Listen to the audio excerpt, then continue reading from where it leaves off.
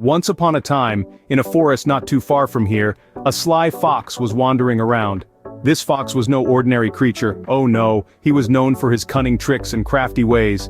As he padded softly on the forest floor, you could almost hear the rustle of his thoughts, weaving plans and schemes. The forest was alive, filled with the symphony of nature. The whispering breeze, the rustling leaves, the chittering of unseen critters. Suddenly, the fox's sharp eyes spotted something unusual. Up on a sturdy tree branch there was a crow. But this was no ordinary sight, for the crow had a delicious piece of cheese clutched tightly in her beak. The fox's mouth watered at the sight, his eyes gleaming with mischief. The fox thought of a plan to snatch the cheese. With a charming smile, the fox looked up at the crow and began to speak. "Madam Crow," he began, his voice as smooth as honey, "I must say, you are the most beautiful bird I have ever seen. Your feathers, they glisten in the sunlight like 1,000 tiny mirrors reflecting all the colors of the rainbow. They shimmer and shine, capturing the essence of the day, the very essence of beauty." The fox paused, letting his words hang in the air before continuing. "And your beak," he went on, "so strong, so powerful, yet so elegant. It is a symbol of your strength, your resilience, your independence. It is indeed a sight to behold." The fox's words were like a gentle breeze, carrying with them a sense of admiration and awe.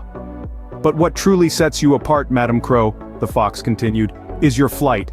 Your flight is graceful, it is effortless. Watching you soar through the sky, it's as if you're dancing with the clouds, twirling with the wind. It is a sight that leaves one breathless." The fox then turned his gaze to the sky as if lost in thought. "And yet," he said, turning back to the crow, "I can't help but wonder, a bird as beautiful as you, surely you must also have a beautiful voice. A voice that matches your beauty, a voice that complements your grace." "If only I could hear your voice, it would indeed be a perfect day," the fox said, pretending to sigh with longing. Flattered by the fox's words, the crow forgot all about her cheese. In a moment of vanity, the crow, puffed up with pride, thought to herself, "Why not show off my melodious voice and prove this fox right?"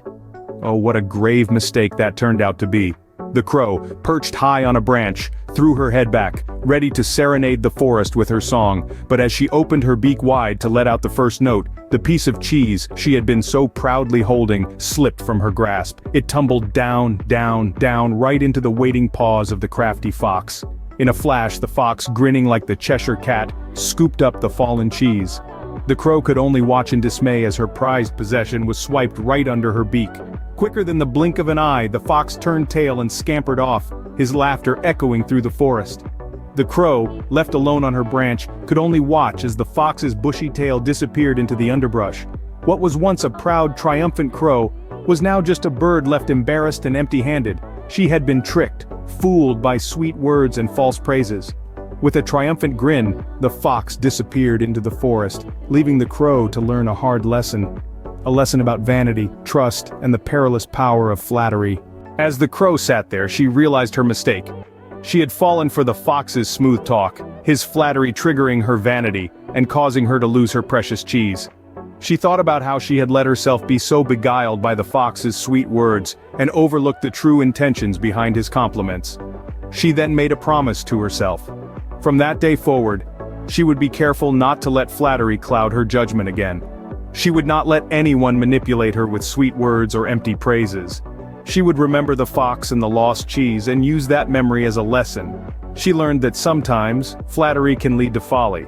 It's important to stay grounded and not let praise or sweet words distract us from what's truly important. Because in the end, actions speak louder than words.